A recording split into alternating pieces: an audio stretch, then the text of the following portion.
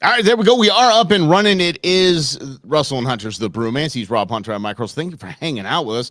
A lot to get caught up on. It's been an absolutely crazy weekend, and Rob is in bringing via satellite from Flagstaff, Arizona. So he's it looks like he's in some undisclosed underground bunker somewhere. Yeah, exactly. He finally got that FBI file that he's wanted so desperately.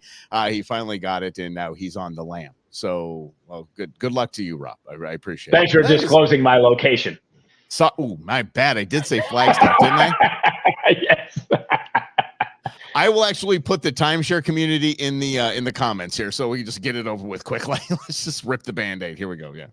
Yeah. Why not? Why not? Look, it's Monday. I'm in Flagstaff. I got a martini. Life is good. Yeah, but dang martini. Look at Eddie and Grizz already jumping on going, dude's got a martini? Yeah, he does have a martini. And what is inside there? I see. What is that? What's all that green stuff? This is a special. So you got some olives and you got some cornerstone pickles. Okay, pickles. Okay, good. Game changer. Game changer on your martini game. Just saying. Mm-hmm. Okay. All right. Fantastic. And not a martini glass. No, not up here in the timeshare. I don't know. Martini this is a man drink. It is not in a martini glass. But Rob does still drink with his pinky up like that, which is one of my favorite things about Rob forever. He does every drink he takes, just like that. Over the weekend, this is one of the funniest things. Right before the weekend, I apologize. Elon Musk pounced on this as he learned that Google had to shut down its AI program as we like to say, it went woke and went broke. It basically went woke and broke.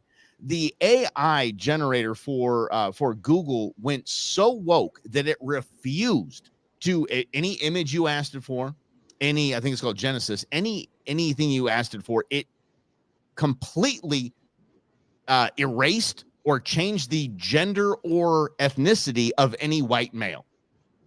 So white men, according to Google AI, should not be generated in any way or discussed or talked about. This is such a fascinating story because, Mike, you and I have talked a lot about how white guilt is a big economy. How so many people have convinced white people to buy books or go to seminars to learn how not to be you.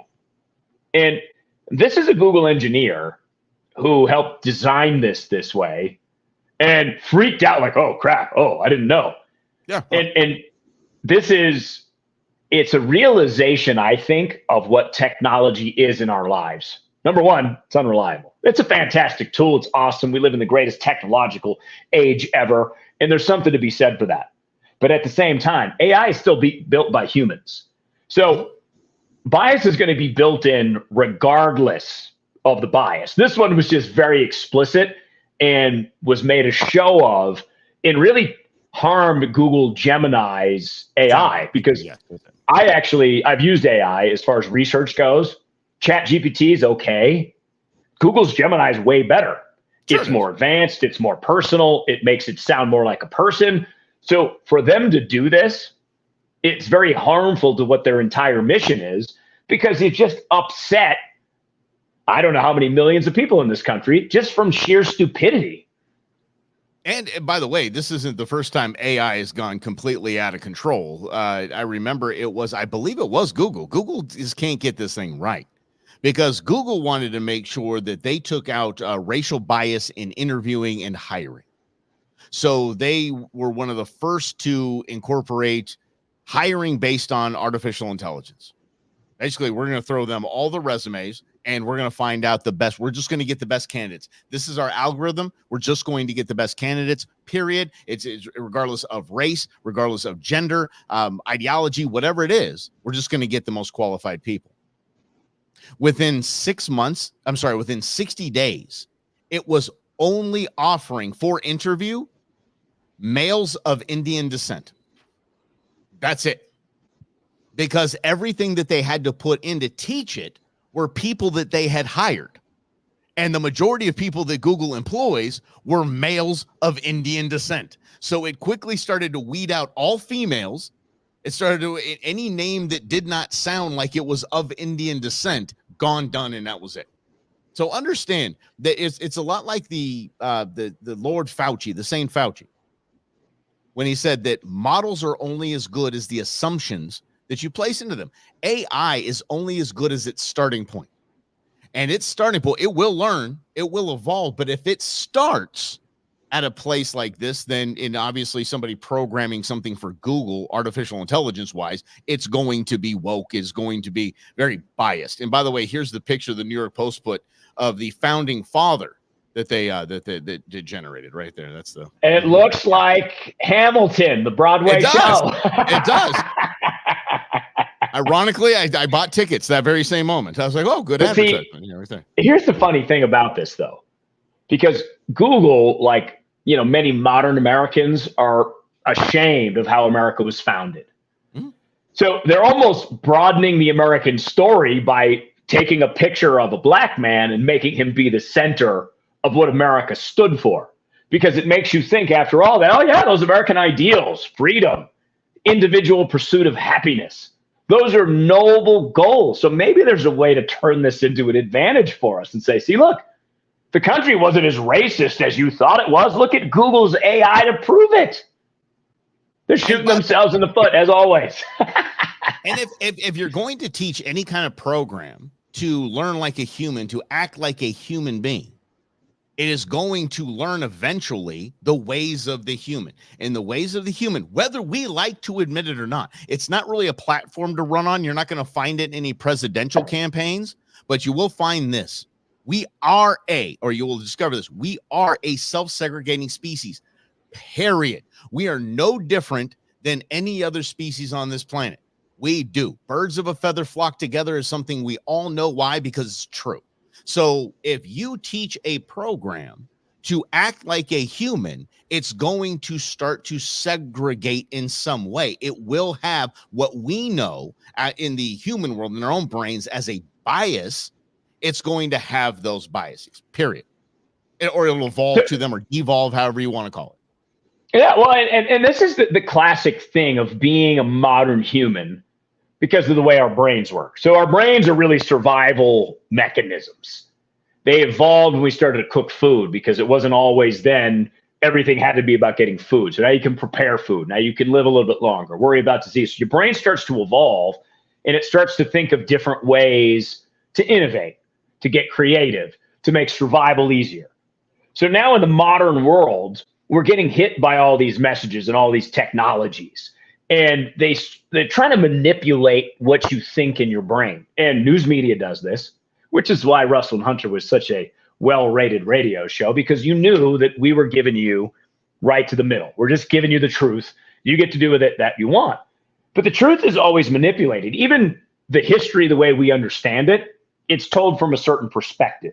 So if you get philosophical, and Mike, I love to get philosophical. Yes. When you get philosophical, you start to think about, what is history and why am I learning it? And does it matter if a new technology is shaping it, because I still know what I know? But does it matter that I know what about American history? It only does, in the sense that how it propels us forward. Because I always think that the reason we study history is to try to learn lessons that humans have done not well, so we don't do the same thing over and over again. So the lesson here in me, Mike, with Google, with their writing out white people of history, is how manipulated everything you hear in some way, shape, or form truly is. So for you, for Mike, for me, as the individual receiving that information, take it all with a grain of salt and know that it's trying to manipulate you to one side or another.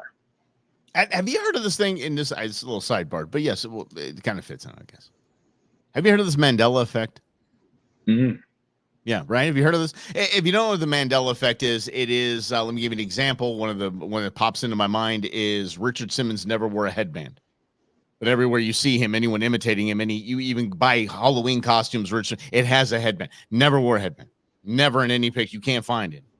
You have different things like that. Fruit of the Loom. There's no cornucopia in Fruit of the Loom in the logo. I did. I thought I wore Fruit of the Loom my entire childhood. Then, right? Everybody, that and underoos. Because underoos are fun to wear. Remember them? Do you remember underoos? Come on. I still wear them. Hell yeah. Underoos. I got my Spider-Man underoos on right now. feeling good, feeling like I have a lot of responsibility.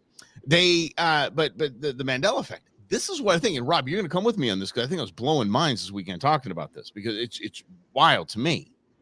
Is that the Mandela effect? I don't really know is a Mandela effect because I trust no one now. Because I trust no one. How do we all remember as a collective society things one way, but now all of a sudden we're being told they're different? It goes back to what Rob was talking about. He has been talking about for years as he started diving back into George Orwell's 1984. It's when you say, oh, we have 6-ounce rations of chocolate, but it's 4 ounces now. So we'll just change all of history and go back and say, hey, no, it's always been 4. What are you guys talking about? Never 6. No, see, go to the history books. It's always been 4. I don't trust anyone now. And with AI in these technologies, we can change damn near anything we want to change. As Genesis or Gemini was trying to do through Google, they're trying to change history. They're basically trying to erase white dudes. Well, and this is what's so fascinating about this, Mike, to me, is I love what you said.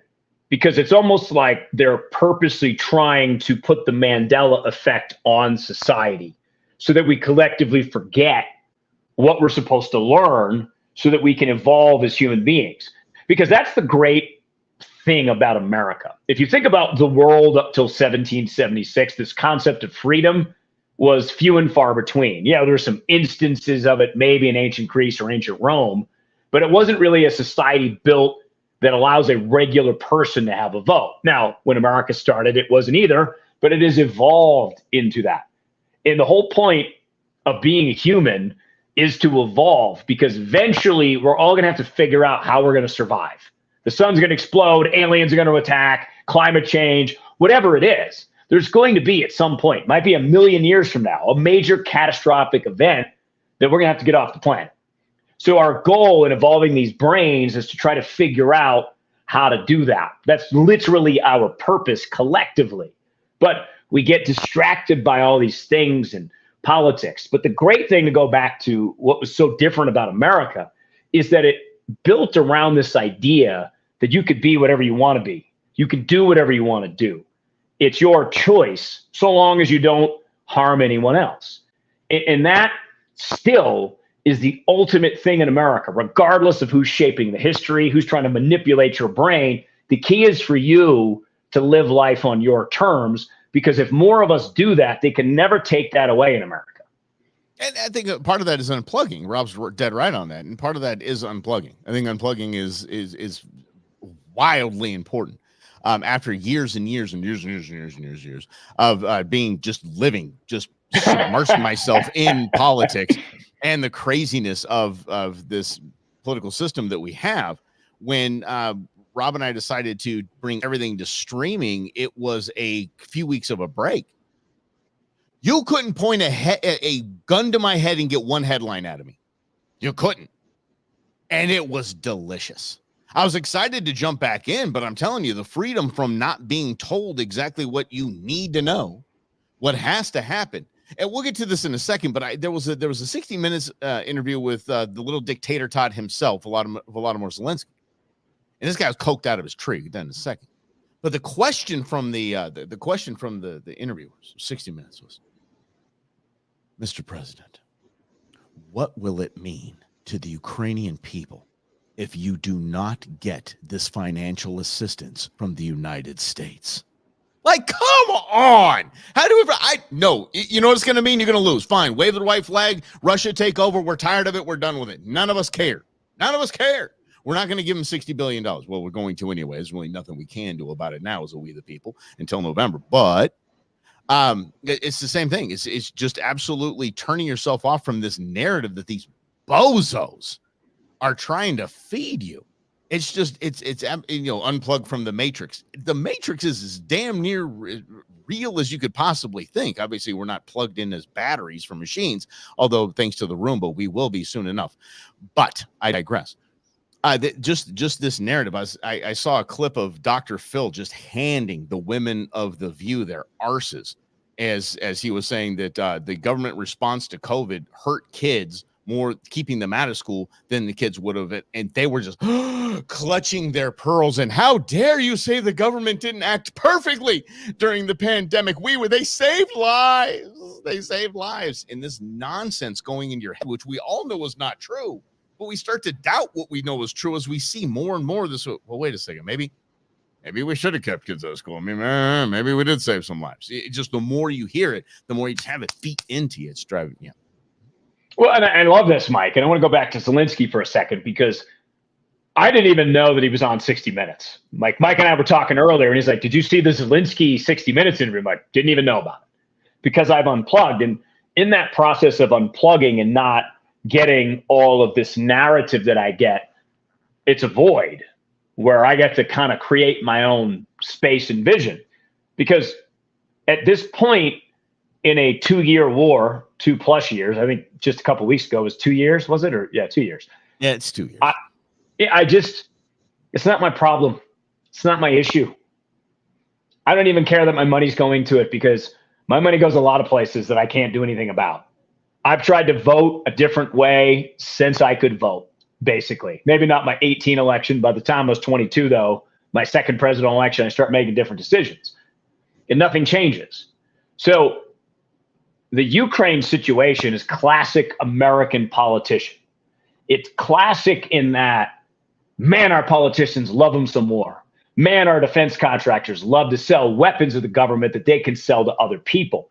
So I realized something very important about this. War, most importantly, is an economy. And it's always been an economy. But we never think about it like an economy, because the politicians, the media has convinced us it's right versus wrong, good versus evil. But if you look at some of the decisions America's made, and you look at it through the good and evil spectrum, you wonder about a decision in 1979 to fund the Mujahideen, who was defending Afghanistan against the Russians. Very relevant to funding the Ukrainians, who were doing the same thing, defending against the Russians. Except we know the Mujahideen, the offshoot that was created from it, became Al-Qaeda. All I'm saying is, you go back in history and you look at Zelensky now, and you look at where we were in 1979 and 80, fast forward to 2001, massive ripple effect. That's what I think about, because politicians are programmed to think about the next election. So all they care about is the public opinion of now, not what's going to happen in 15 years. I mean, the borders are another perfect example, right? It's unpredictable who's coming in, but it's possible we're inviting a Trojan horse in here, because the policy is just asinine. So the ripple effect could be, since we don't do anything about it now, in 10 years, something massive happens, because we have a bunch of politicians we're in charge of, we put there because, oh, the other side's worse, instead of demanding better people run.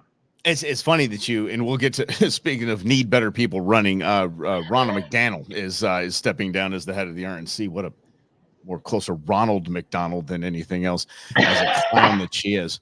I want to get back to Rob's point about the major industry that war is in our military industrial complex that we have here in the United States.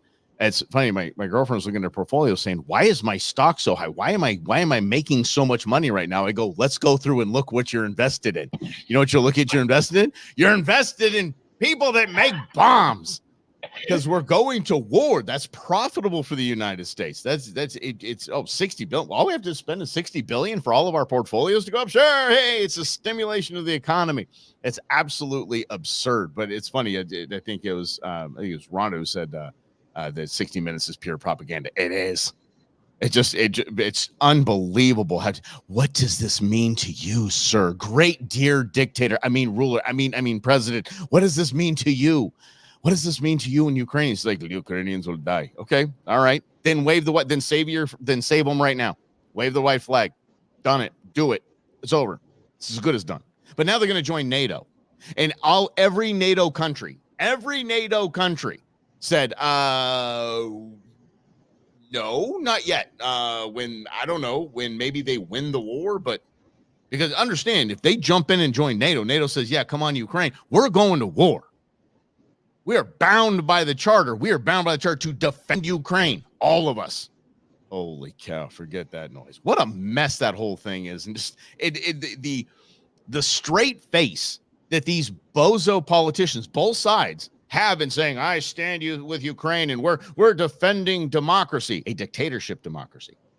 Maybe it's democracy-esque, but it's still a dictatorship. We're defending them. Yeah, so we're defending democracy. This democracy is on the line is absurd. And I hope for the love of all things that that November brings a little bit of, at least a hint of a, hey, we're paying attention now, you bozos. Yeah, we're paying attention. Well, and again, but what does that mean? What does paying attention mean? Like, what is the message that we actually want to send? Because there are so many complex issues, we try to whittle it down to be as simple as possible. One person is going to fix everything, or one party is going to fix everything. Where's the evidence that that actually is true? Because there isn't any. Because this is a collective effort. Complex problems involve lots of people trying to solve it. And I think that we're under the impression that there is a magician out there who's just going to come in and do this, and all the problems are going to be solved. Because let's even use the example, let's say Trump wins, but let's say the Republicans don't win the House or the Senate. It doesn't matter.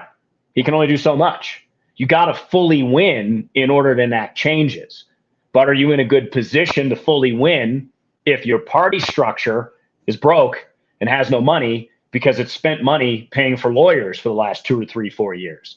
That's what I'm getting at here is we have to think about things as voters way more deeply than we do, because we just come to this point, it's one person versus the other, when it's one person and all the people that come with them, but all the other candidates that need to be winning too with an aligned message. Because that's what I think is this coin toss thing and why nothing changes, because we just think about it as this guy isn't working, the next guy will fix it. And then 4 years later, we're like, well, that didn't work as well as we thought, so let's try the other guy. And then we just do this repetitive cycle over and over again.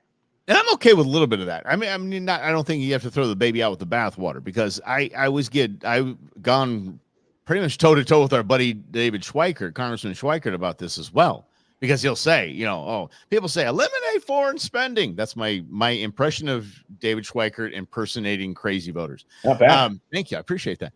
But he's like, oh no, that's just a drop in the bucket. Good. Do you know what happens when you pour a bucket out? Those are a lot of little drops. You need all the little drops to empty the bucket. Yeah, I do.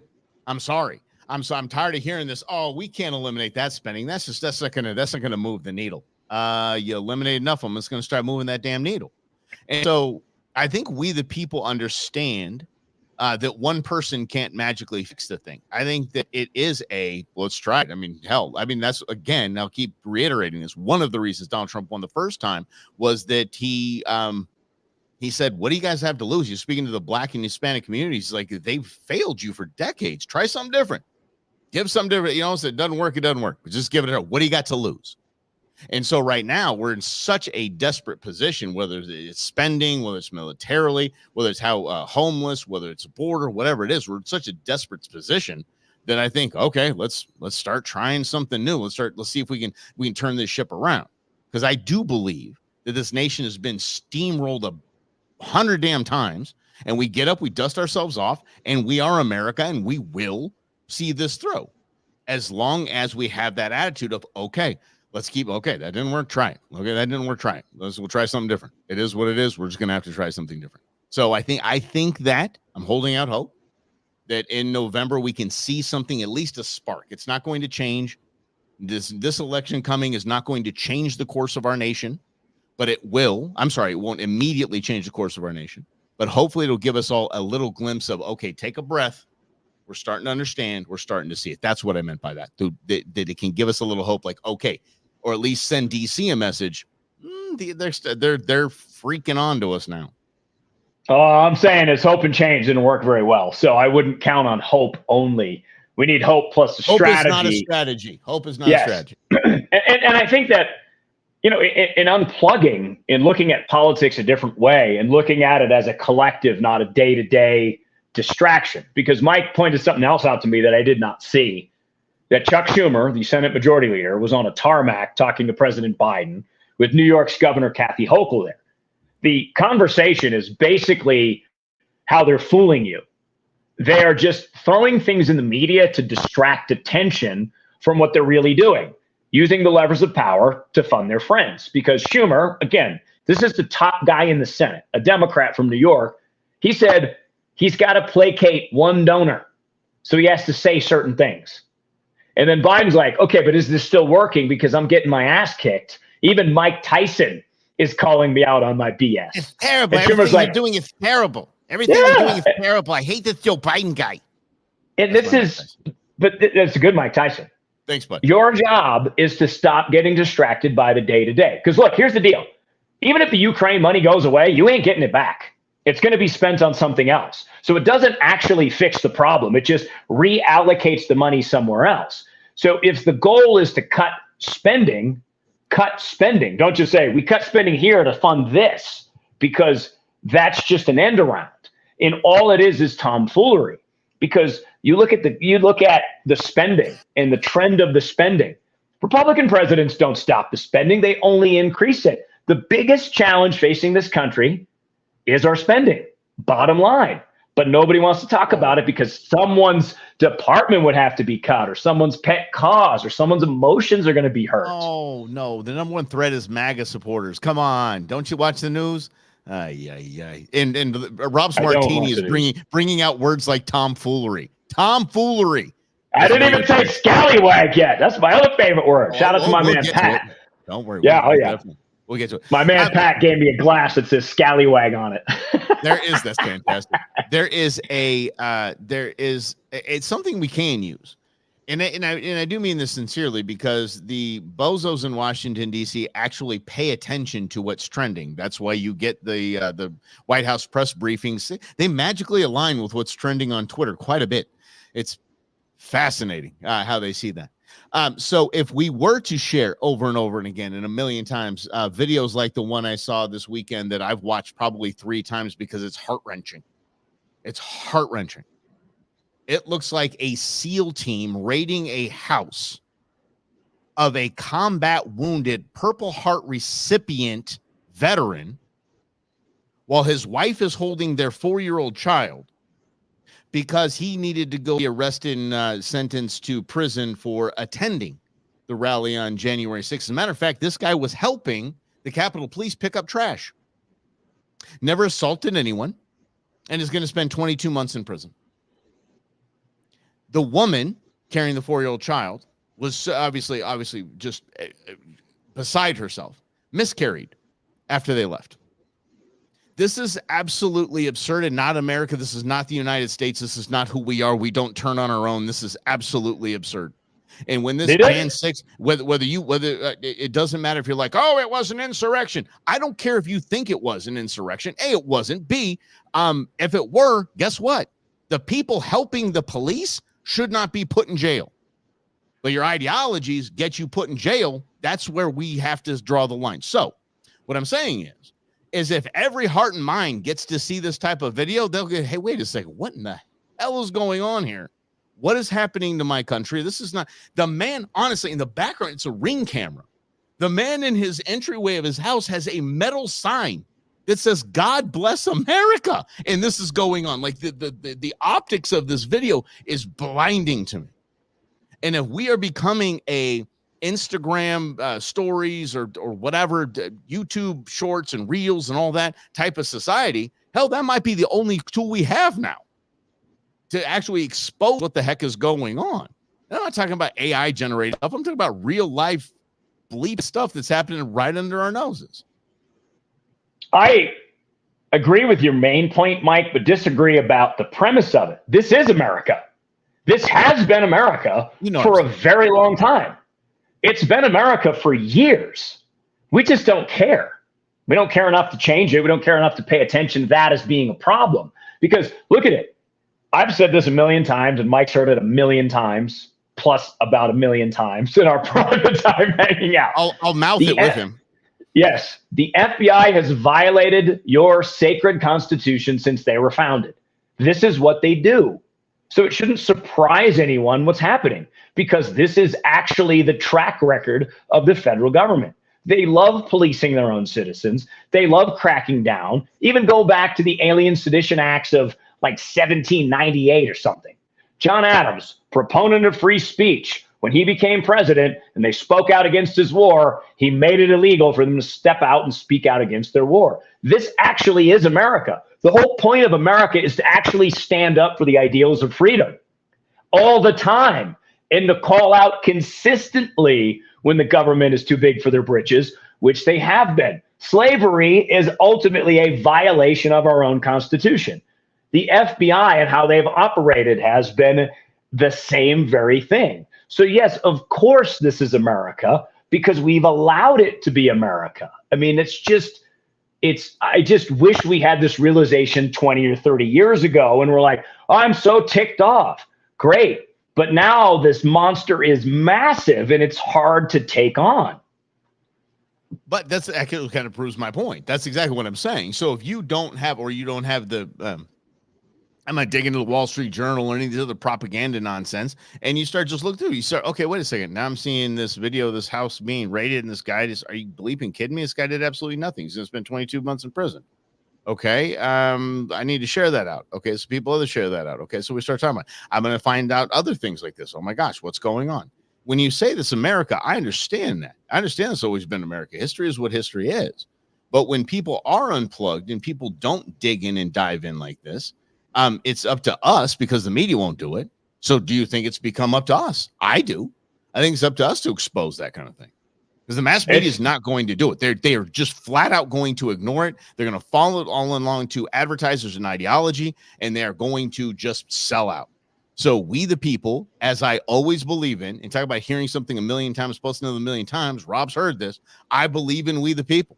I believe in us. We can do it. I believe in this great nation. It's the greatest nation in the history of mankind, and I think that we can find different ways to expose this. And if we have to use X, and if we have to use Instagram, if we have to use TikTok to expose this stuff, let's go. If it's what else? Like Donald Trump said, what else? What do you got to lose?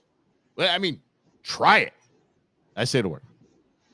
Well, I mean, I hope so. I mean, I have no evidence that it will. I have no evidence to suggest that what is the point where it goes too far, because, go back 20 years. To me, that was too far. I remember there was a no-knock raid in Atlanta. And this is one of those raids where my personal belief is that they just shredded the Fourth Amendment. Now cops can go into your house, kick the door down without saying anything, and just come into your house. And they did it in Atlanta, Georgia, except they got the address wrong. And they went to this 91-year-old woman's house. And this 91-year-old woman happened to be armed. As we love our Second Amendment here, she has every right to do so. She has no idea what's going on because the police didn't say, hey, it's the cops, we're coming in. Her door gets kicked in. She picks up her gun, goes like this, and they blast her. She's dead. Wrong address. That's happened numerous times throughout this country's history in the last 20 years. That wasn't enough. That's all I'm getting at, is we love to be outraged, but it just becomes more outrage, not anything else. So is it outrageous? Yes. I mean, I could talk to you about another one that happened in Tucson. I think it was 2009. I don't remember if he was an Army veteran, Marine. Again, they got the address wrong. They show up at his house and they go in, and the dude doesn't know what's going on because it's a no-knock warrant. They're looking for drugs. The cops are. The guy's like, I don't know what's going on. His wife and his kid are there. He tells them to get in the closet, and he goes and he sits at the door, and he does like he was trained to do. So if someone comes in, he's got the advantage position, but the cop shot him like 270 times or something like that. Which, again, great. There was a gun pointed at him, except they got the address wrong. These are the types of things that happen where there's never really any accountability. I don't know why we don't care. I don't know if it's just we forget about it. But these are the constant violations that have led to the scenario that Mike was talking about. And more than half the country is totally fine with it. I'll bring something else up because you want to expose that. That's fine. I want to expose something else. At CPAC this weekend, this is the major conservative organization. There were Nazis openly there. People who subscribe to white supremacy ideology with badges. And when you go to these events, and Mike and I have been to several, when you're a media person, a personality, you get a badge and you get access to different things versus just paying to go. If you are this organization and you're awarding people who out loud say racial slurs, who out loud advocate for a white power America, and this is your organization, and you expect me to vote for you, I can't do that. Hold on, you're talking about Nick Fuentes, right? So Nick Fuentes He's was one at of them. CPAC. Did he say he got an award? No, I didn't say he got an award. He's just there with a badge, just showing up. Award somebody. Okay, when you award, I thought you were saying he gave somebody. They gave him an award. I'm like, damn. No. But there's a guy on X. Go ahead. I'm sorry. No, let's give him some credit. Let's give the Republican Party some credit. The guy at least let Ronna McDonald out. They get Ronna McDaniel. Hey, Ronna McDaniel. There we go. Holy mackerel. We'll just go. Don't Ronna forget McDonald from here. Romney, because her maiden name is Romney. Yeah, she's the niece of Mitt Romney. Mm-hmm. She's Mitt's niece, which there's a bazillion, but she's one of them.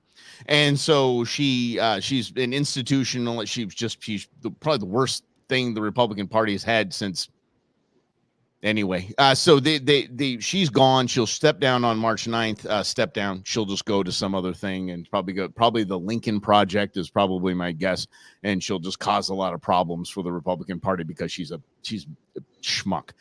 So at least they got that right. And something I do get it. The Nick Fuentes, the dude should not have even been anywhere because that was who Trump met with him, right? Yeah. So the guy shouldn't have been there in the first place. So letting the guy in is absolutely atrocious because you can't say for the vast majority of 99.9999999% of the people attending them are not Nazis, are not even racist. But this dude shows up to your organization. He has credentials. Guess what?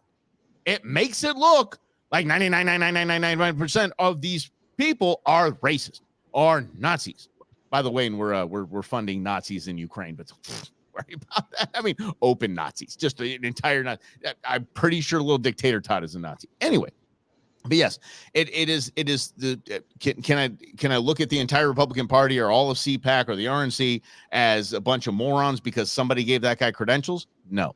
That's like looking at all of Anheuser-Busch because somebody gave Dylan Mulvaney a trans can and saying this whole organization went woke. It's not the case. But you have to at this time. This is the big leagues. We're in a presidential election year. This is the Super Bowl. These are the major leagues. You can't screw up. It's win or go home. And if you make mistakes like this, I really don't even know where to go with it, you bozos. Well, and that's what's wrong with you? That's what I'm getting at. It's like these should be obvious decisions that we don't allow racism at these events. We disavow anti-Semitism. So this person is not allowed in here. It's not hard. The person doesn't hide what they say and believe. That is what I think is the challenge because there's more to it, though. I read one of the speeches. This guy on Twitter, he's basically a Trump provocateur is how I describe him. Jack Posobiec. I don't know that's how you pronounce his name. Yeah, Posobiec. Yeah.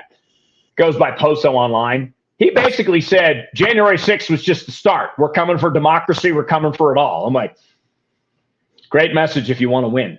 I don't understand this idea that you're going to win by force. You win by influencing people. That's what you do when people get to vote. You don't tell people they're wrong. You don't tell people you're going to deprive their freedom to vote by ending democracy. I just don't understand the mindset of this. I don't know if too many people are so in circles that don't challenge each other's beliefs, which happens all the time, where they don't go, wow, 70% of America doesn't like this. Huh, maybe we should adjust our messaging and maybe we should be optimistic like Ronald Reagan. It doesn't resonate with me. And I think that is the big challenge that I have with this so-called solution, because it sounds a lot like a dictatorial, tyrannical, I'm going to run the show and make everything I don't like illegal, which is the exact opposite of freedom. All this time, I thought we were here defending freedom, not trying to take it away from people. The thing that I think the big slip-ups we're seeing so far is, why aren't you looking at what's not working? It almost seemed that Ron DeSantis was going to take on Donald Trump head to head. Like the primaries were going to be tight. This guy was almost going to, he was the Trump killer on the Republican Party. He was going to take Trump out. And what did he do? He became a little dictator and not liking being the government and not liking a company and their woke policies. So he tried to take a company out and basically announcing yourself as a little authoritarian punk. And that destroyed him. I will tell you, he will go. The Disney move completely sunk, whether you like Disney or not. The Disney move by Ron DeSantis sunk his entire presidential campaign because it was authoritarian and it was wrong. And Disney bent him over their knee and spanked him. So you spanked that. I know how to get right. Tropic Thunder, baby. Greatest movie ever. Mm-hmm. And so and so that's what sank it. So then you show up to CPAC and there should be a huddle up. For the love of God, at least look at what works. And for the Democrat side, what works is those knuckleheads huddle up. And whether they're saying outlandish, crazy garbage or not, they're all saying the same thing. They're all on the same page. They don't go off script. Oh, we're the party, free ideas and this and that. Good, you're going to lose. If the Republicans show up and you're like, hey, come on, come all, we're Big Tent, and then you give them a mic and an amp? What? No. Nick Fuentes, you're done at the door. I'm sorry. Go on Twitter, go on social media and say the RNC, CPAC wouldn't let me in because I'm Nick Fuentes. Donald Trump loves me. I don't care what you say. Why don't you look at what works and doesn't work and start to act accordingly? Well, we don't want to act like the DNC. Well, you don't want to win because they're winning. So let's step up. And so, again, the RNC was run by a moron, Mitt Romney's niece, and thank the good Lord she's stepping down. I have zero faith in who they're going to put in her place, but we'll see what happens. And hopefully this person, he or she, is the type to look at the playbook, go like the NFL, like a great quarterback, like Tom Brady. I'll give it to you, Robbie. Like Tom Brady, and watch the video, watch tape. See your opponent, see what they're doing, see their moves, see what works, see what doesn't, and learn and practice and drill and go win something. That's what my hope is for the RNC, especially after this debacle of a CPAC. Thank the good Lord that CPAC didn't get a lot of press. That actually helped them. The media, the corporate media being against anything conservative and against the Republicans and being into that Democrat ideology, guess what? It actually saved the bacon of the Republicans in this case. Well, and it's strange. I think that if I were running the Republican Party, all I would talk about is solutions. I would talk about, here's the problem Biden created, here's the solution. Here's the problem Biden created, here's the solution. You talk about border, you talk about economy, you talk about war in Ukraine. Give me a solution. I get that Biden stinks. I knew Biden stunk as soon as I got into politics, as soon as I started paying attention. No surprise that Biden's not a good president. Biden is not a good politician. So, great, Biden sucks. So, now what? What are our solutions? It can't just be Biden sucks, Democrats are woke, they're horrible. Meanwhile, we're hanging out with racists at our major convention. It's just the decision-making boggles my mind, because the Republicans have told me for years, and Mike, you know I've been doing this for a long time. This is my 24th year of covering politics. Republicans always try to claim the party of having character and having high ideals, the morals that fit into America. And we hang out with racists sometimes too. Sorry, you lose all credibility if you hang out with racists in 2024. This is not 1824. But that was the Democrats back then. This is 2024. Like, let's come up with problem-solving solutions. You lead by bringing people together. That's what leadership is. You have solutions. You get people to help you, finish the job, so to speak. Or just, I got an easier way. Rob, I'm sure that's a fantastic solution, but I have an easier solution. How about we just make a list of people who aren't invited to the party? I don't make a list to hand it out. At any of your town halls, fundraisers, this is the group you don't. Here's the list of people that we are not allowing. Start with Nick Fuentes, okay? And any former Klans members or grandmothers. We're just going to start there. Jeez. It seems a lot, it seems a lot easier, right? It seems easy. You're just making It's not hard. It's not hard. Good God. Yeah. Almighty, yeah. Let's get to something. Don't say we're going to do more January 6th. Yeah, like that's not a good line. That's not a good way to win. No, Right. American people aren't running around like, we need more of that. Yeah. It's not what we're doing. No poll says that. Yeah. Okay. Anyway, let's get this. This is Russell and Hunter's. Not a great message. Not a great message. Let's get up to basically a topic that's near and dear to my heart, but this is something that's causing some problems. The NCAA, college athletic, their overlords, the NCAA, is not doing so well now that we're allowed to, make college players that used to be paid within education. Now we're getting paid with real dollars and things called the portal. They might be going the way of the dodo bird. Well, this is, to tie into exactly what we're talking about here. The NCAA used the media to sell this narrative that using college athletes to make millions of dollars for the NCAA and universities was great because the kids got a free education to go along with it. And we believe they're like, cool, we like college football. We're America. We want our team to win, so that's fine. And these kids get a good education. It sounds good in theory until a third-year player blows out his knee, can't play again, and the university throws him aside and says, sorry about your knee, kid. Bye. Because that's the reality of it, right? Sure. And this is the exact same thing politics tries to do. You get a big, huge organization that spends a lot of money in media circles, and when you spend money in media circles, media doesn't criticize you. Media goes along with the narrative. And we were talking about that in Chuck Schumer just a moment ago, the Senate Majority Leader. He said that to Biden on the tarmac. He's like, I got this one big donor. I got to placate him. Don't worry about it. I got it under control. It's all the same. You're being manipulated. Mike's being manipulated. I'm being manipulated to try to believe these stories, these narratives that PR agencies put on that the NCAA, no, free education for us to exploit is totally worth it.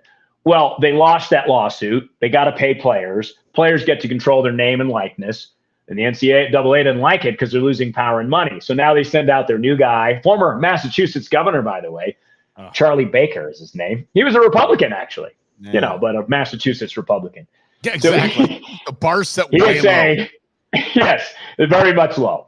And it was like Republicans Massachusetts every once in a while elects like a Republican like Mitt Romney to run the state. Just like, we got all Democrats. Every once in a while, a Republican governor's fine. So that's who Charlie Baker was.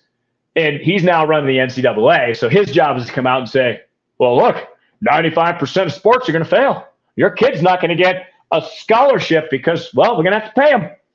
Okay. Guess we don't need NCAA sports then. We never have. I don't like college football, so I really don't care. I don't. I think college football is the biggest joke ever. I mean, it's just absolutely. Ask Florida State how much they're liking the bowl series right now. Yeah, exactly. Oh my God. So anyway, but I understand. I don't think you should pay players. I don't think college players should be paid. I don't think they deserve a piece of the pie.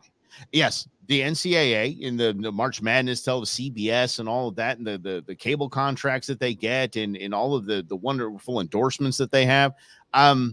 Suck it up, Buttercup. Literally, you are not going to college for a free education unless you know you're not going to be a pro. The people that know they're not going to be a pro, they're not getting paid right now anyway, at all. They don't put their name in the portal and have to get all these. It's absolutely the transfer portal. Excuse me. It's stupid the money that's going out there right now. It's crazy. And if you are not a top rank blue chip, are we still using blue chip? Are we still using that? I don't know. I'm just gonna go Nick Nolte style and go blue chip. Yeah. If you aren't the top tier, if you're not the top echelon that has an opportunity to make the NFL, MLB, whatever, NHL, whatever they're paying, guess what? You're literally there for a free education and an opportunity to become one of them. Maybe to become a walk-on, or maybe get drafted, maybe just highlight your skills in college, or hell, people that Rob and I know just wanted to go to college and play baseball just because it was fun to go to college and play baseball. You might get picked up. You might make a minor league team, but we just dig it, going to college and playing baseball. So I don't think there is any need. Oh, damn those corporations making all this money on the backs of these students. Students have that opportunity to highlight their skills. It's very marketable in the professional arena and make their millions. They don't need to be making their millions in college, period. But if what Baker is change rules about kids getting hurt, then change those rules. Don't pay them. But Baker's asking Congress to step in and make it a law to what you just said, because right now there is no protection for the NCAA. So the NCAA is lobbying Congress to try to get rules written for their benefit. And, you can make the case for the athletes' benefit, but the NCAA is the most self-interested organization out there. They don't care about kids. I think NFL takes it on that one. Well, NFL seriously takes it on that one. But at least the NFL pays players. The NCAA forever has used players for ratings, revenue, etc., donor access, all these things. So there's no question the NCAA is in it for themselves. Sure. That's why they're reaching out to Congress, because they're like, whoa, these new court rulings, they go against how we can benefit from things. So we need your lawmaker involvement, and we'll pay handsomely. I think court. I think it all just needs to stay out of it. I think court and government needs to stay out of it. Period. I don't think it needs any protection. Here's the deal: if I understand, okay, so if I get to go play for Duke, say I get to play basketball for Duke, and I have the opportunity to highlight my skills for basically a 4-year or 2-year, whenever I'm eligible, 2 years you're eligible, for a big 2-year job interview for the NBA, and the governing board of collegiate sports, NCAA, jumps in and says, we're going to put cameras up here. Yeah, we're going to sell TV time. As a matter of fact, that makes you more marketable. That exposes you to the entire nation. Now you're a phenom. Now you're making money on social media, for the love of grief. You're doing it. You are actually what was bad with college sports is that you couldn't work as a college athlete. And they had to do that because donors were like, I'll pay you $100,000 to come be my, paper shuffler on the weekends. If you go to Alabama, roll tide. But they actually have an opportunity. And if people want to put cameras on it and sell that licensing and sell not on their image, that was the Bannons took care of that at UCLA. But if they want to sell that TV time and make money, I see zero wrong with that. I don't think the players deserve a slice of that. I don't. They're not there for the TV. They're not there to make their school money. They're there to make themselves money. Each of these athletes, especially the top tier, are there for themselves, period. They're not there for the betterment of their college. They're not there for the betterment of the sport. They're there for themselves. They're not due a piece of the pie. They never have been in my mind. They haven't been. Where it does get dicey is that they can't get a job, and then they can't, and if they do get hurt, they lose their scholarship. I think that's a bunch of BS. But I think that should change, and that's it. I don't agree with that at all. Okay, that's fine. I think that I have looked at the NCAA as an exploitative organization, and I don't like exploitative organizations, and there are many, because you have all these rich dudes that run the NCAA that make massive salaries on the stardom of 19-year-old players.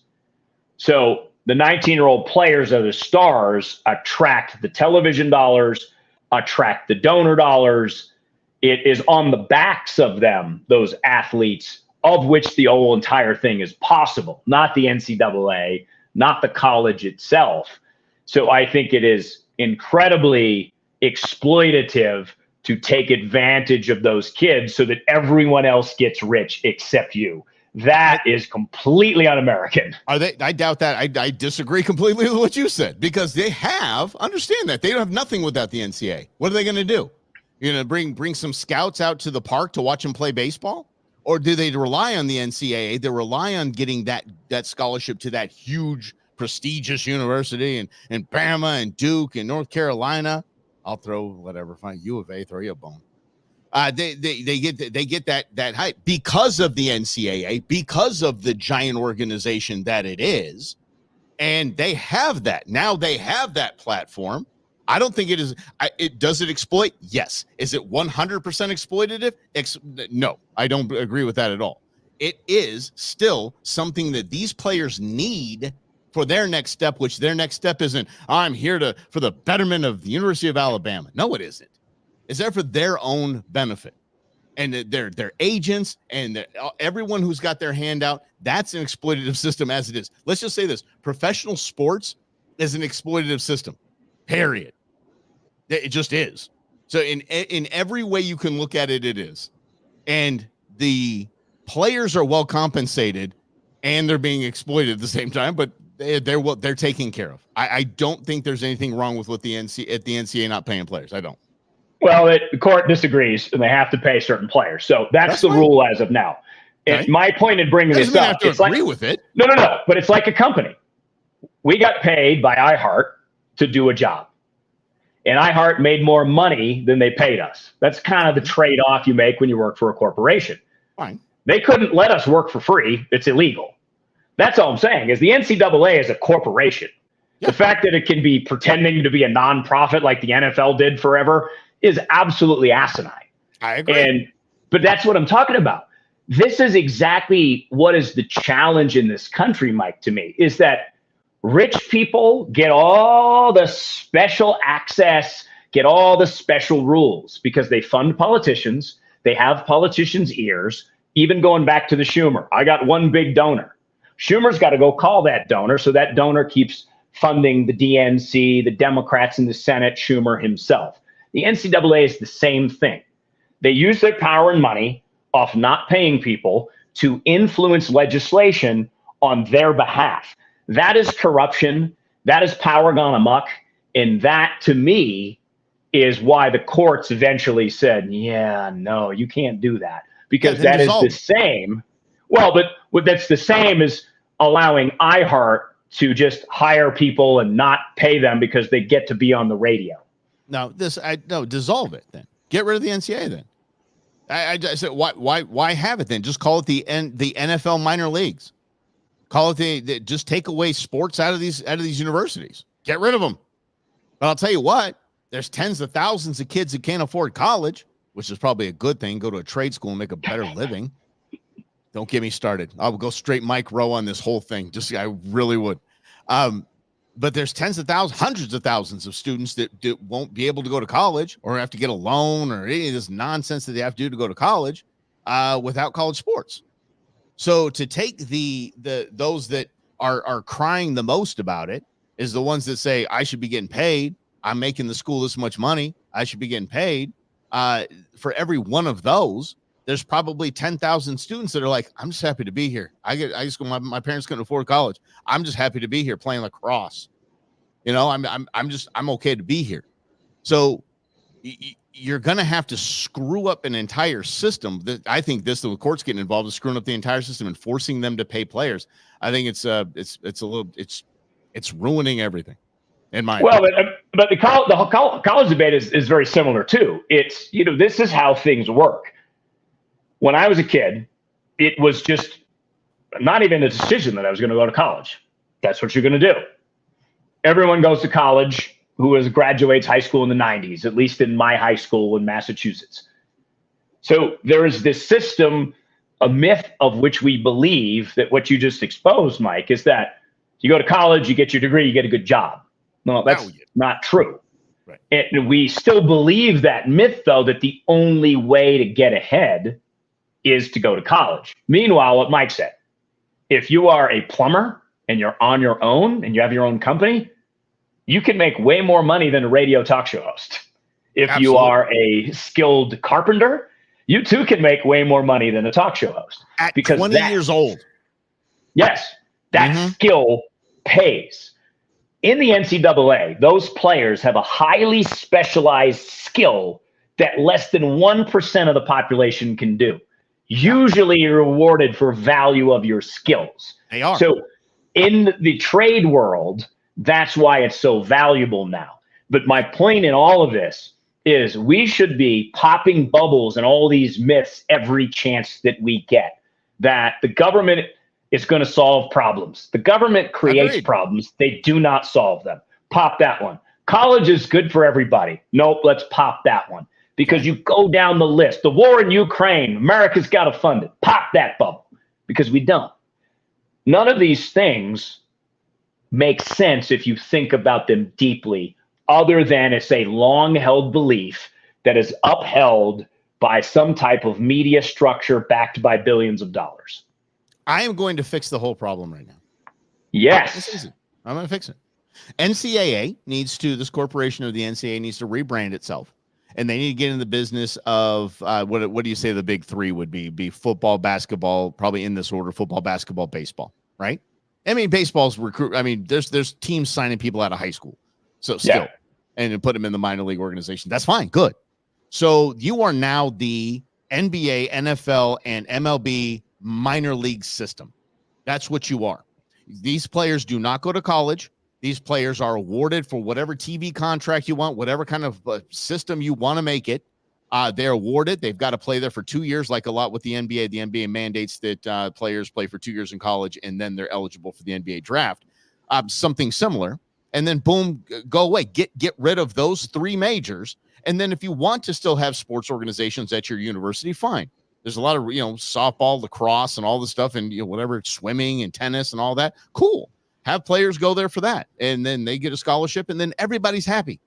Nobody's exploited. Everybody's, but by the way, that would be the same system, by the way. The NCAA rebranding and just having their little minor league system, it'd be exploitative as well, but they'd be paid. Fine, good. And then people still get the opportunity to go to college. There, I fixed it. I love it. Breezy. There you go. Well, but see, and that, there's always money, right? And that's always the thing, because everybody wants to have a little bit of money or a lot of money, and they want to control that money. That's what I really think all these structures are set up. Talked about the Matrix earlier, Mike, if you caught us. By the way, thanks for hanging out with us. Like Russell over there, Rob Hunter, Russell and Hunter, the Brewmance. So before we were Russell and Hunter, we had the Brewmance podcast where Mike and I would hang out and sometimes drink martinis. And just do coffee and water. I have not, seriously, I have coffee and water. You got martinis. I threw you for a surprise on a Monday. And so I just started working for myself. Mike started working for himself. It is so bizarre, because you have like this whole day. Like before, all right, Mike and I knew 4:00 had to be on the air. Prep took a certain amount of time. So we would work our own days our own way. Now I'm like, I wake up and I'm like, I have all this time and I have nowhere to be. What should I do? Sometimes you have a martini at 5:00 on a Monday afternoon.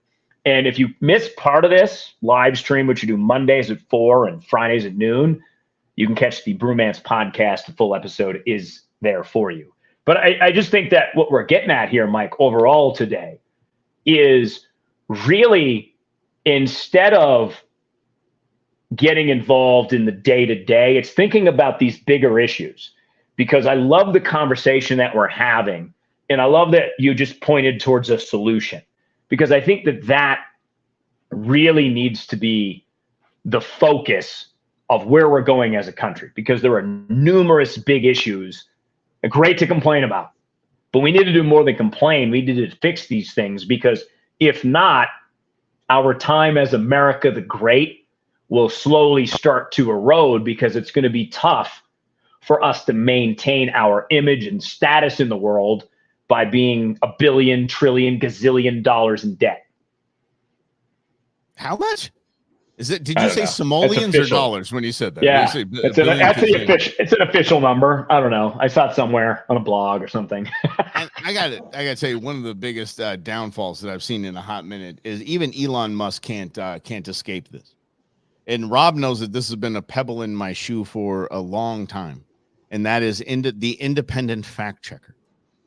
Fact checkers are probably the biggest propagandists that we have. The fact that even Elon Musk's X is falling victim to these bozos, it just shows we're in a weird way. And the reason why I brought that up is because I saw this before the show, and I got to say this. I was scrolling through the X, and I saw this magician, and I was like, oh, this guy's doing some street trick. That's kind of cool.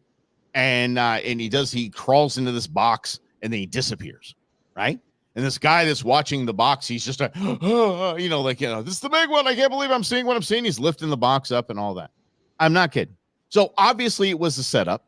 There was a camera with the box. It was sitting on the other side of the box. The dude obviously, the guy's obviously an actor. He's in on the bit. It's just for entertainment and fun. On the post, reader added context right here. Reader added context.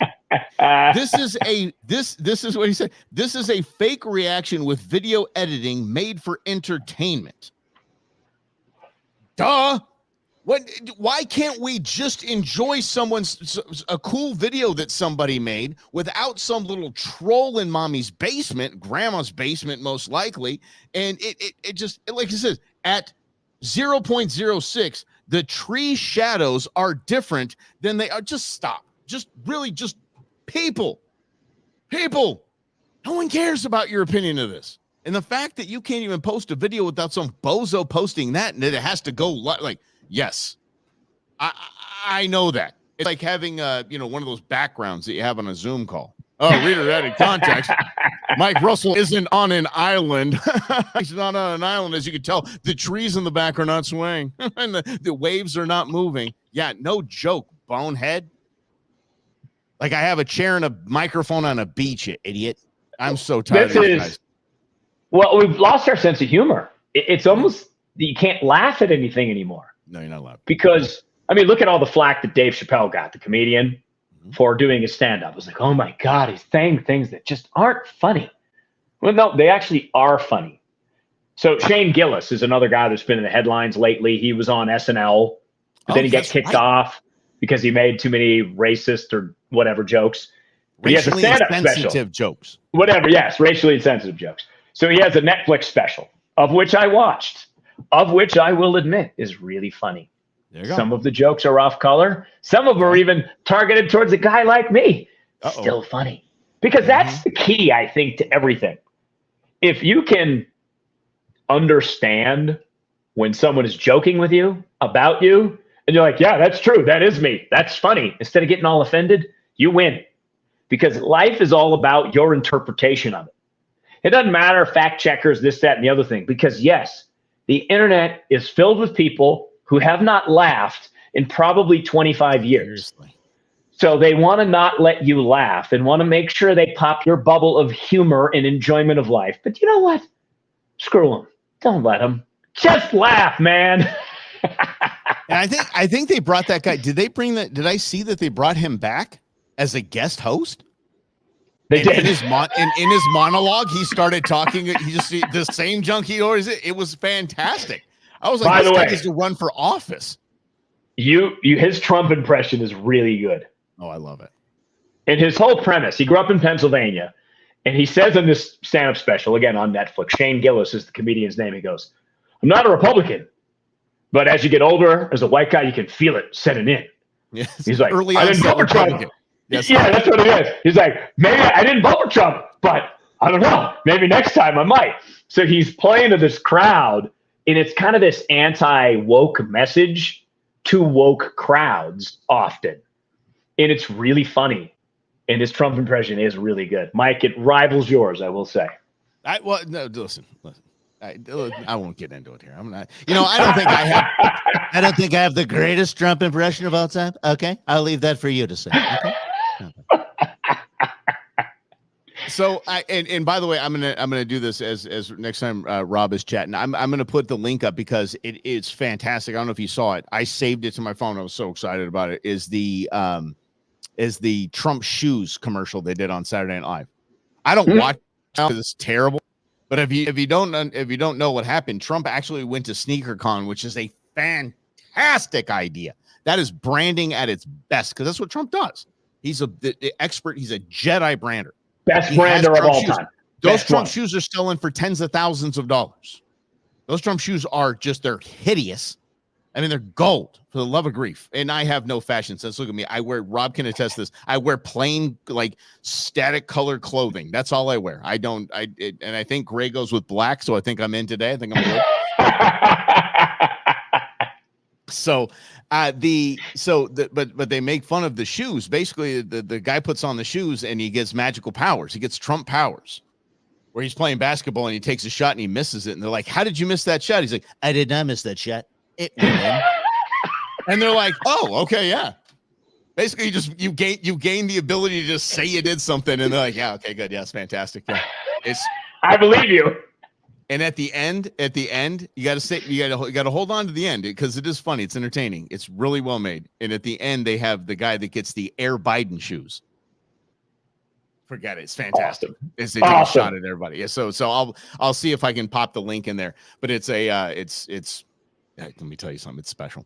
So yeah, I'll look it up. Thanks for hanging out with us. It's okay to make fun of ourselves. It's okay. It's okay to make fun of ourselves. And yeah, look, if you are a Biden apologist, if you're a Trump apologist, look, neither of these guys are Christ. Okay, you really don't. They make it's okay to make fun of them. It's okay to laugh. It's okay to point out their flaws. It's okay. It's not gonna hurt anybody. It's okay. Good thing I don't have any flaws. Okay, I have no flaws. Best president in history. The best president with no flaws. Me, Trump. Yeah, 45, number one. By the way, Del, cheers. He's gonna make a martini too. I don't even know. Okay, I'm gonna admit this. This is the Brewmance still. I'm gonna say this. I've never had a martini in my life. Never even tasted a martini. I have no idea what a martini tastes like. And I don't know how you can have a liquid and call it dry, but we'll just kind of fine. Dry martini makes 0 sense. Dry wine, same thing. What is? I know there's something called vermouth. Yep. Is that what this? Okay, so talk to me about it. What? Everybody, please help Mike discover what a martini is. What's in a martini? So you do vodka base or gin base, your preference. I do vodka. Okay. And then you have some vermouth, and you got a little. What else is vermouth in? No idea. No, I didn't even know. Right. Yeah, I don't even know. Okay. And then there's a little bit of olive juice in it, and that's your preference. Do you like it extra dirty? You got extra olive juice. Oh. Do you like it shaken, not stirred? Well, depending on your bond preference. Yep, exactly. And then you have your accoutrement. Yeah. So usually it's olives, but Lady Brewmance has decided that throw the little cornichon pickles in there and give it a little bit of something. Okay, but what makes it dry? I believe it's the vermouth that makes it dry. All right. Or maybe it's the pickle juice. I don't know. And it's like wine, right? It's just a drier feel. It's not like, oh, this is refreshing. It just leaves a little dryness in your mouth. Like, so dudes like me that are allergic to olives, not a good drink? You can do it without the olives and the olive juice. It'd be vodka or gin and vermouth, and maybe there's an olive juice alternative. Maybe you can put a little pickle juice in yours. I know you like pickles. I'll try it. I'll try anything twice. Yeah, it's all good. You're really allergic to olives? It's what I believe. As a child, I had one. My throat started closing up. I couldn't breathe. Really? And I was like, okay, I'm not going to, But I can have olive oil. So I'm pretty sure it's just something outgrew. I don't know. You know me. I cook with olive oil. I ain't playing. Lynn just got to the chase, though. Says, just have a damn beer, man. Amen to that. Yeah. I am not opposed to that one little bit. All right. Thanks for hanging out with us. This is Russell Hunters, the Brewmance. This is kind of in the category of, Rob sent this to me this weekend and said how touchy-feely parenting and therapy have created the loneliest, most helpless, depressed, and fearful young people ever. Yes. Bad therapy tactics that are harming your children. Holy mackerel, is this just on full display? And I will tell you, it was cool. I had my buddy in from out of town, Ron, and his kid Luke. His kid's 8 years old. I was actually seeing the opposite of that. The opposite of coddling, kind of a free. I mean, the parents are very attentive, very all about it. This isn't free range by any stretch.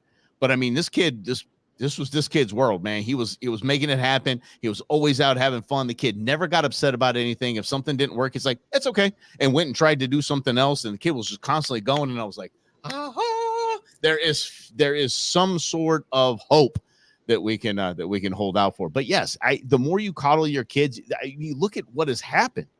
I mean, what in the world? We don't even walk anywhere anymore. We can walk up to a scooter and put a credit card on it, and it'll just take us wherever the hell we want to go. This is stupid. We're doing this to ourselves. It's self-imposed.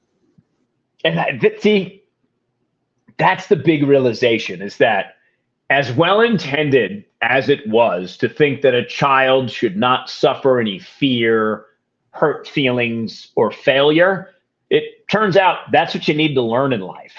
So Mike knows this better than anybody because he and I have talked about this a million times. I have really looked retrospectively at my life, what I did well, what I didn't do well. And there's a lot of things I did well. There's a lot of things I didn't do well. So in trying to figure out why I wasn't doing things well, making poor decisions, I started to find patterns. And I looked at these patterns. Okay, now I can do something about these. Because where it turned out, where I saw the patterns and the opportunities from learn are to what life presented me and how I handled what life presented to me, because that's all you can do. Bad things happen to everybody. Some on a varying degree. Some bad things are like not really bad compared to other people's bad things, but we all go through some stuff. And it's what you do with those things. And I think that as parents, I'm not one. Mike is one. Mike actually is not this. Mike's the opposite because he taught his kids sarcasm from the age of 0. Sure as soon as they were born, Mike's already coming in with the sarcastic comments, getting them ready for the real world. So his parenting skills have worked pretty well because his kids got pretty thick skin when it comes to that kind of stuff. Other parents, not so much. They did this. So kid bumps into something, it's like the end of the world. But then the mom or the dad comes in and does this. But the kid's actually not adapting to their environment, figuring things out on their own. And they're going on job interviews, and mom and dad are calling the job interview for them ahead of time. Like, you failed if that's what you're doing. No, actually, I think the kid is not an adult. Actually, in that example, I think Rob's a little off, because that's actually surprising now that the kid's actually going on a job interview. Oh, the kid actually wants to work. So let's give those parents a little bit of credit that they're actually making their kid get a job. And I got to tell you, in some cases, in some parents, they're like, by hook or crook, I don't care. I will get my kid a job. My kid will have gainful employment and has got to start earning around here in some capacity or doing something for the love of grief. So I will give them that, because there's some that you don't have to. But you're not going to call on their behalf and go, Mr. Employer, Mrs. Employer, please hire my son or daughter because they're really fantastic people and they're really sarcastic. But at least they're making their kids work. I'm going to give the parents credit on that one. At least they're making their kids get a job. You got to have a job. You want to be around here. And by the way, and I think a lot of those parents are doing it self-serving. Remember when our parents in our generation, our parents got ticked off when we got sick. They're like, what? They wouldn't feel sorry for us. They're like, what do you mean? Now I'm going to have to take off work or whatever. Screw it. You're going to school. You're going to school. They just send us off to that. That was that. But so these parents are like, I just got to get this kid out of here. This kid's got to be working 20 hours a week because I did school in work. That's what I want. So I'm going to call this place and I'm basically going to threaten them and tell them that I'm going to put every kind of bad review I can to your organization if you do not hire my kid and get him out of this house. So I think there is a lot of bubble wrap parenting there. There's a lot of bubble wrap parenting, but I think a good slice of that pie of the parents that are actually calling to get their kids a job, it's self-serving. They just want their kid out of the house, and I don't disagree with them. I do the same. I'm good. My kids, I love you both. Take my kid off my hands, please. Help me. The bum. Yeah, I'm not going to buy another Xbox game. They can buy their own dang Xbox game. Exactly. Yeah. Now, if that were the case, and parents are encouraging their employers to hire their kids to get out of the house, I'd give you credit. It's often that maybe the kid gets a job, and then there's a problem with the job, and then mommy dearest calls the HR person and says, sorry, what you did to Johnny by scolding him for not doing his job, unacceptable. Oh, yeah. That's that attitude where all of this comes from. But here's the interesting thing, I think, for us as adults is understanding the reality of this, is that there has been arrested development in hundreds of thousands, if not millions of kids, where their adult skills don't kick in until they're like 30. So that is delayed development, and it impacts how this country is run because they get to vote at 18. But there's a wide open opportunity here to work with kids that are in this space that can't even face failure, because we've all faced failure. We know how to navigate it. You just keep going. But for some reason, those kids haven't been given those skills or opportunities. And I think everything is reversible, and everything is you can work on anything, right? It's just skills development. That seems to be the key to me for America's future, Mike, is making sure everybody has this sort of stoic understanding of what you can control and what you can't. And the bottom line of what Marcus Aurelius taught us, you know, that guy, the ancient Roman emperor, you can only control you. He killed people, but did it nobly. He did it nobly. Yes. Rhonda said they're going to have to drive them to work. It's okay. If you get them out of the house, okay, Michael do it. God, please. I'll drive them. I'm ready to go. I'll be sitting in the truck with it running 30 minutes before they even need to leave. I'm just like honking on the horn. Let's go. Got you. I get to work. My gosh, I'm telling you. Yeah, it's yeah. But here's the deal though. What are we going to have to do? There's consequences to this. So when we saw on The View, Dr. Phil just eviscerate these bozos and say, no, what the government did to kids in education is far worse than kids going and getting sick. It really was. We chose the more evil of two evils in keeping schools closed. I think there's a nefarious reason for that, but we can get to that in another conversation.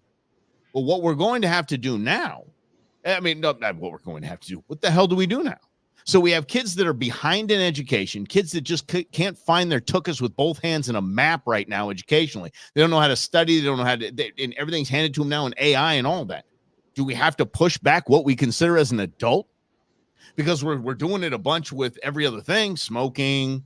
We're definitely not doing with joining the military, buying a handgun, things like that. Like we're starting to move what we consider as an adult, like a functioning member of society.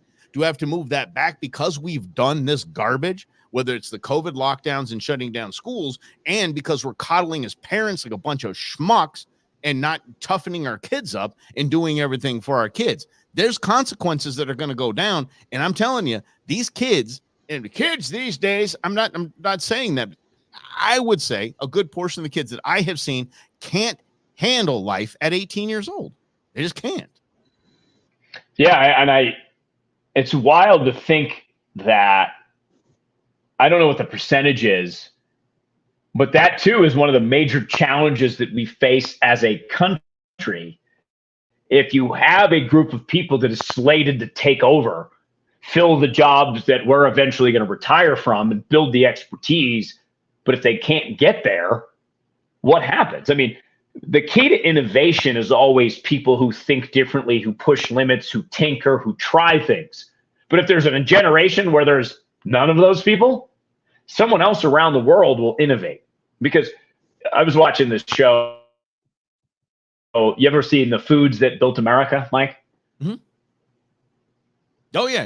Yeah, it's fantastic because it talks about all the innovative efforts to how do you get frozen pizza to be frozen pizza so it's available? Mm-hmm. All those innovative solutions that Americans have done because we're allowed to, we're free to. Those are the key to advancing life, advancing humanity. Taking those away because we're so advanced and making kids afraid of themselves is not great for all of society, and you can even make the case all of humanity. All because you want to protect your kids, but the worst part is you're protecting your kids, but you're actually making it harder for them because it takes them longer to develop. And look, I'll give the parents a little bit of a break here. I mean, the COVID response and shutting down the schools gave the parents a little bit of a break because a lot of the messed upness that we have with our kids these days is because of that COVID response. There's just no two ways about it. You can't put that toothpaste back in the tube. They got screwed over in this. I mean, just the socialization they've missed for 2 years. The development is just, we have this. I don't even know what we're going to end up calling them, but there's going to be a COVID lag, so to speak. There's going to be this COVID lag where there's, the kids are back to it now. They're good. The kids are back to school. Everything's good. They're going to doing their thing. But that lag, as they kind of grow up in society and get old, there's going to be a 2-3 year window there where most employers and anyone will go, what the hell has happened? What's happened? I think it was $750 billion was the economic impact. The World Economic Forum slated that as $750 billion economic impact to just the stupidity of these people, these kids that are going to become adults and they can't function in life because of the response of COVID. That's crazy. And I love this, Mike, because this But it exposes something really important. Another great lesson for you as an individual, because in this, as I've evolved and as Mike and I are doing this on our own now, I started to realize that the only thing that really matters is what I can control and how I live my life. And if maybe I do it well enough, I influence someone else to take complete personal responsibility for your life. So if you notice someone in your circle, a kid, an adult, that is struggling post-pandemic, how do you step in and help? Because the greatest thing about the pandemic for me was I turned it into an advantage. I had more time for myself than I ever had. So I used it to study my butt off on COVID. Mike, I know you did the same thing. But I also did it to study myself and understand a lot of what moves me and what motivates me and what patterns I need to change to stop some of those poor decision making that I was talking about earlier. And in doing so and taking responsibility for myself and my time, I've gotten to a place where I feel pretty centered, regardless of who the president is, regardless of who wins in politics, and regardless of what other parents are doing with their kids. Because I think that that is ultimately the message of all of this. The major lesson that I learned during the pandemic, Mike, they're not coming to save me. They're not coming to make good decisions for me. I got to make good decisions for myself. And you and I talked a lot about that during the pandemic is, do we feel empowered to make decisions for myself? I did. And Mike, I think you did too, because we did the work. Because this is the first time in our lives we faced a pandemic. So I knew I had to study. So I studied. And then I got to share with that. Mike got to share with you to, show you what we were seeing so that you could make good decisions for you. Because ultimately, that's what matters. If more of us as individuals can center ourselves, make good decisions, help other people make good decisions, we'll be much better off as a country than we are right now. I think maybe that's the martini talking. No, there we go. Here we go with the martini again. I do. I mean, I do agree. I think that learning the things we learn in school, the knowledge gap there is difficult for a lot of parents to pick up. And because I don't understand how they're doing math right now, I don't get it. And Rob can back this. I got a math mind. I'm good at math. I don't understand. I look at the problem, I figure it out, and I write down the answer. I don't do squares and all that and show all this nonsense that you're supposed to do. This dang Obama math. I don't deal with it. I don't do well with it. So it's hard for the parents. What you can do, and what I think I had probably one of the biggest compliments. So my girlfriend's daughter met my son, and she said, Mike's doing something that no one else is doing. He's raising a gentleman. He's raising a good man. He's raising a man to be a man. And I was just taken back by that. I was like, holy mackerel. When she told me about it, I'm like, that's amazing. Wow. That's probably the biggest compliment I can get. Because I mean, it's really what we have to do we teach our young men to be men. We treat our young girls to be powerful, to be independent, to be awesome. The scholastic part of it is kind of out of a lot of our reach, basically out of our pay grade. So what we can do is make them dang good people. Don't be blank holes. That's what you teach your kids. How about that? Don't be a blank hole. I love that. Well, and, I can attest to Mike, not only in his math ability. Here's a random fact about Mike Russell. He got into Stanford. He didn't go, but he got in. It's hard to get into Stanford. Yeah. He got in. And, they liked him. And to back him up they liked him. But to back him up on not only his two kids, but his niece as well. All those things he said, Mike has raised them in that realm. So obviously it's possible. Obviously, I look at Mike's kids and I look at his niece and I think, even Connor, his niece's husband. That's right. I think maybe the future won't be so bad because some Americans, you, Mike, get it and understand what life is like. And basically, you train your kids to understand what life is. It's an individual experience, and it's how you interpret what happens to you that will determine how you live your life and the decisions that you make, because your decisions ultimately determine your destination. Speaking of destinations, did you catch this? And thank you, Robbie. Thank you, Uncle Rob.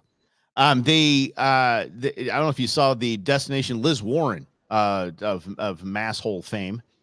She landed her private jet at her destination, and she was being filmed as she got off the plane, as she was disembarking the plane, and she hid behind her staffer.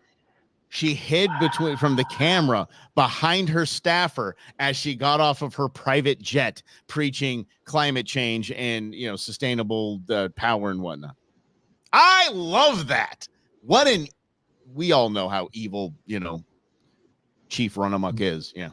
But that I love that, because that's the story you tell people. Yeah.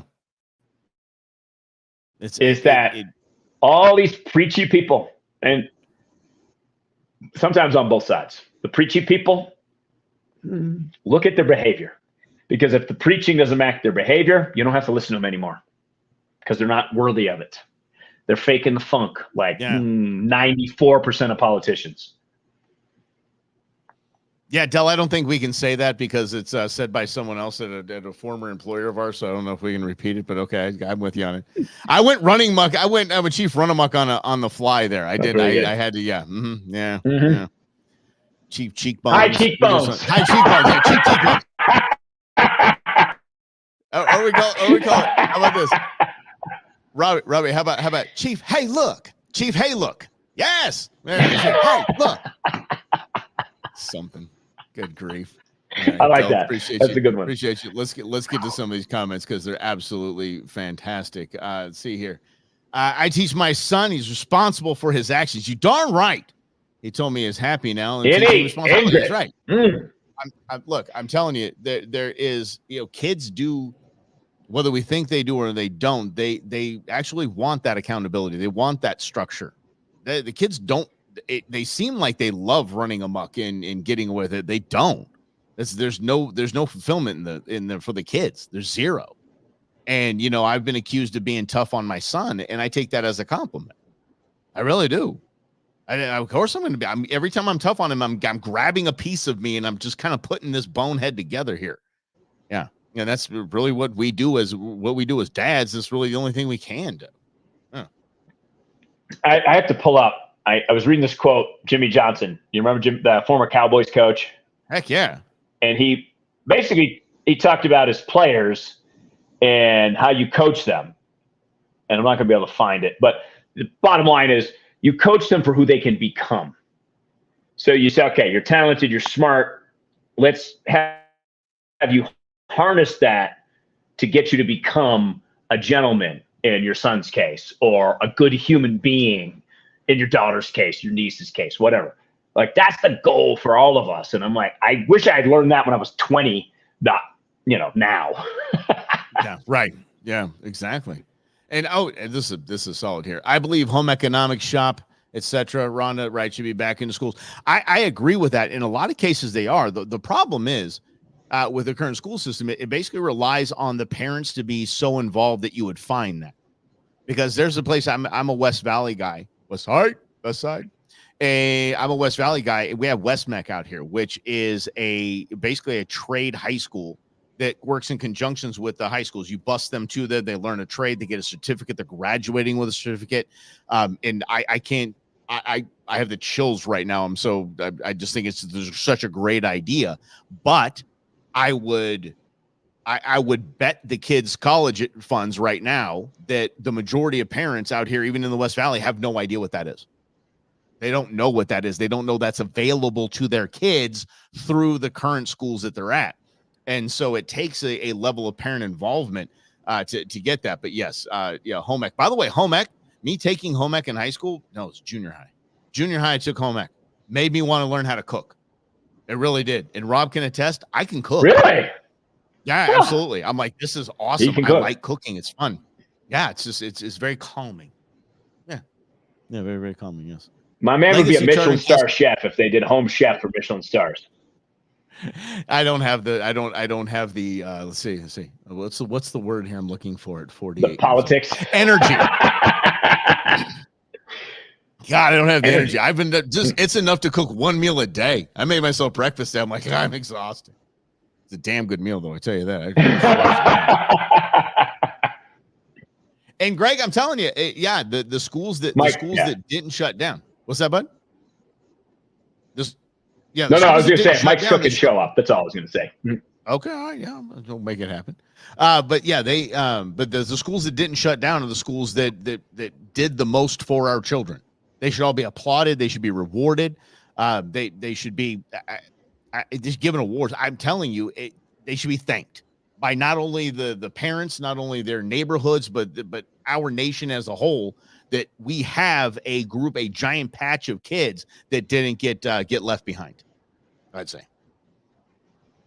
Yeah, I remember there was a teacher. I wish I could remember your name, who responded to us when we were talking about COVID a lot in schools. She's like, we didn't shut down. I showed up. Because what that shows me is that you're not giving into the fear that is surrounding you, whether it's in your school, whether it's in our society, because they definitely, the powers that be, the media executives, the politicians, they love to use fear as a tool because it works.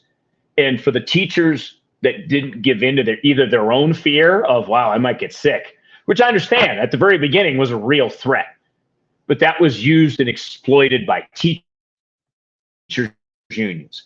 Some teachers still showed up despite all of that, stood in front of their kids without a mask on and taught them. And those kids didn't lose as much as the other schools that freaked out, closed everything down and said, we'll figure it out later because we're scared. Because the whole point of school, it's about the kids, not about the teachers. And the teachers and the teachers unions that gave into their own fear harmed the kids more than they helped. And they're watching. Understand. The kids are watching. I remember that my daughter's school, the charter school that she went to, there was one of the teachers that when they came back to class, after lockdown, they came back to class, and the teacher set up a 10x10 easy up at her desk and covered it with plastic. So she was in a plastic, I believe it was in a plastic bubble protected from her kids as she taught. She taught from the plastic enclosure every day of school. What does that tell a kid? Can you imagine? And we talk about these 2-3 years of students that lost all this learning. We weaponize those kids. The adults, us, weaponize those kids. Now, obviously, Rob didn't, I didn't, you didn't. Our nation, our world, weaponized the kids. We made them. We told them they were little carriers, little incubators, that they were little COVID bombs, that were going to go kill their grandmother. There were tens of thousands of kids didn't get to see grandma and grandpa. Nice save, Rob. The grandma and grandpa didn't get to see grandma and grandpa before they died. Do you know what that does to a kid's psyche? What does that do to a kid's mental and emotional state? When they think, oh my gosh, if I go see somebody, I'm going to get them sick. That's still carrying out today. You see all these kids. I saw a kid at the skate park the other day with a mask on. I'm like, son of. I mean, I applaud him for being outside and being on a skateboard, but bro, you're not going to hurt anybody. Especially these kids. I believe I go with the Seinfeld model. I tell you, I mean, the skate kids are going to be what saves our society. What a bunch of kids that are taught that you fall down, you get hurt, you get up, you keep going, you just keep trying. You don't give, you don't cry to mommy. You skinned up. Oh, and I told you my buddy Ron was in town. He got on my longboard. I have something called a brap stick, which is made out of Gilbert here. And it's basically land paddling. Like it's like, when people get on a stand-up paddle on the lakes. This land paddling on a longboard. He got all the way around the block before he took a giant face plant, and his right leg is knee to ankle road rash. So awesome. I immediately texted his wife, and I'm like, I have an alibi. I was in the kitchen with your son making breakfast. I had nothing to do with this. I didn't hurt him. But he got back up, he put a bunch of Band-Aids on it, washed it off, and went to the baseball game. It was all good. That's the ways of America, I tell you.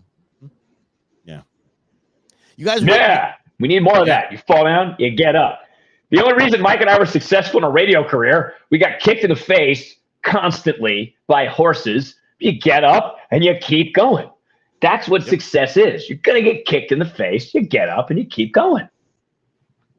So, okay. So until we hang out on Friday, I hope you don't get kicked in the face, especially by a horse. And if you do, as Rob said, you just got to get up and keep going. So on behalf of myself, Rob, and his martini, thank you for hanging out with us. We had one heck of a time, and we'll be back Friday for the Friday Nooner, the Russell and Hunter's Brewmance Friday Nooner. Check us out. The podcast is going to be up. If you missed any part of the show, podcast will be up in just moments. So other than that, have a great evening, everybody, and we'll catch you on Friday.